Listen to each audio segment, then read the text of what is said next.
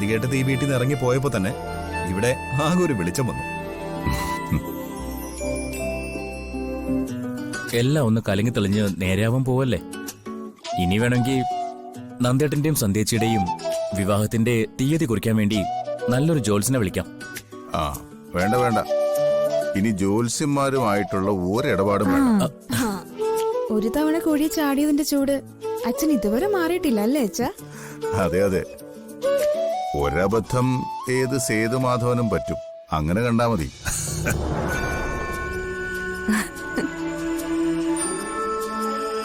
ഇനി അത് ആവർത്തിക്കാൻ ഞാനില്ല.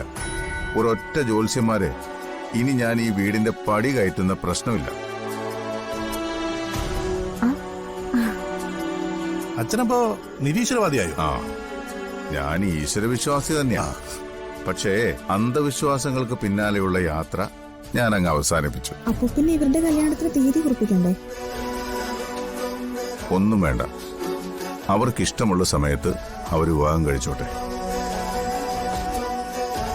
സന്തോഷത്തോടുകൂടി നമ്മളെല്ലാവരും അവരെ സ്വീകരിക്കും, അത്രേ ഉള്ളൂ.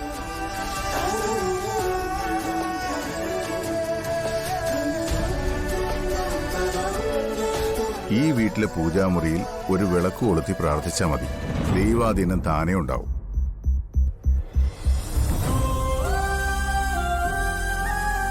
ഈ വീടിന് സമാധാനം ഉണ്ടാവണമെങ്കിൽ നിയമപരമായി അവന്തികേട്ടത്തിയായിട്ടുള്ള ഡിവേഴ്സ് നടക്കണം.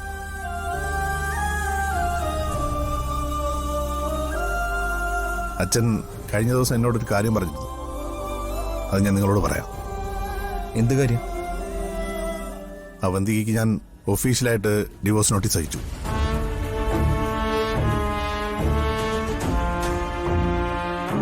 ജോയിന്റ് ഡിവോഴ്സ് പെറ്റീഷൻ അവന്തിക ഒപ്പിടില്ലല്ലോ, അതുകൊണ്ട് ഒഫീഷ്യലായി ഡിവോഴ്സ് നോട്ടീസ് അയക്കാൻ ഞാനാ ഇവനോട് പറഞ്ഞത്. അതേതായാലും നന്നായി. ഇനി ഒരു താലിബന്ധത്തിന്റെയും പേരും പറഞ്ഞ് ഇങ്ങോട്ട് കയറി വരത്തില്ലല്ലോ. എത്ര കാലം കോടതി കയറി ഇറങ്ങേണ്ടി വന്നാലും അവളുടെ കയ്യിൽ നിന്ന് ഞാൻ ഡിവോഴ്സ് വാങ്ങിക്കും.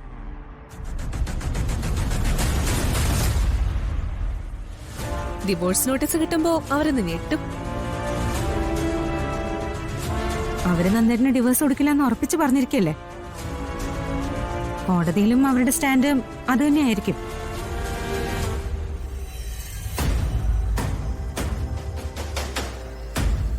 അവന്തിക്ക് നിങ്ങൾ ആരും അങ്ങനെ അണ്ടർ എസ്റ്റിമേറ്റ് ചെയ്യണ്ട.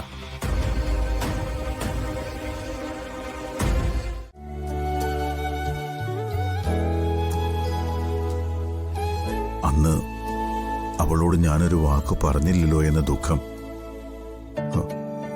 മരണം വരെ എന്നെ വിട്ടു പോവില്ല.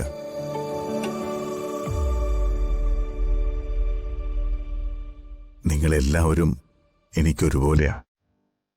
എങ്കിലും എത്രയും പെട്ടെന്ന് അർച്ചനയും കുഞ്ഞും തിരിച്ചു വന്നെങ്കിൽ മാത്രമേ എന്റെ മനസ്സിനൊരു സമാധാനം കിട്ടൂ.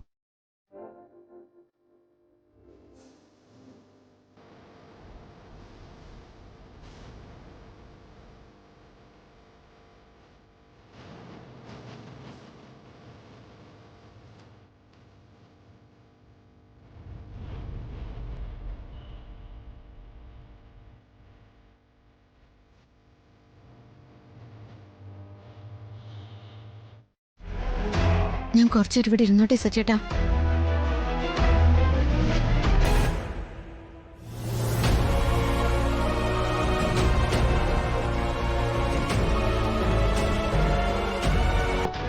ജീവിക്കാനിപ്പോ വല്ലാത്ത കൊതി തോന്നുന്നു.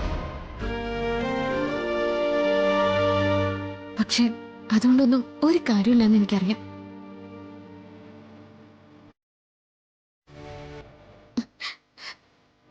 സച്ചേട്ടൻ എന്റെ അടുത്ത് വന്നിരിക്കുമ്പോ എനിക്ക് വല്ലാത്ത ആശ്വാസം തോന്നുന്നുണ്ട്.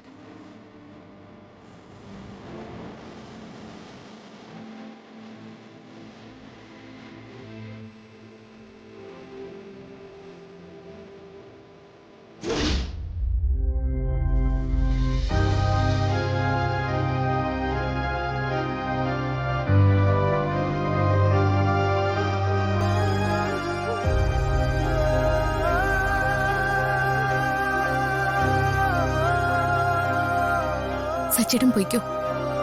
ഉണരുമ്പോ സച്ചേട്ടനെ കാണാതായ അർച്ചന നല്ലോണം വിഷമിക്കും. മുറിയില് അർച്ചന ഒറ്റയ്ക്കല്ലേ ഉള്ളൂ.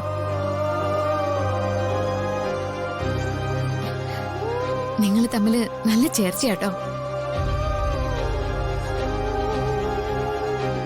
സന്തോഷത്തോടെ ഒരുപാട് കാലം ജീവിക്കണം.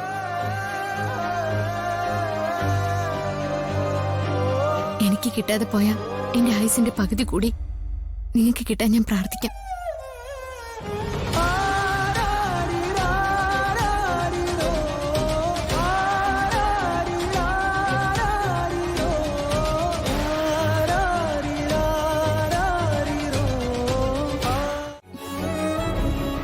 കഴിഞ്ഞ ദിവസം സ്റ്റിച്ച് നനങ്ങിയപ്പോ തന്നെ പെയിൻ ഉണ്ടായതല്ലേ?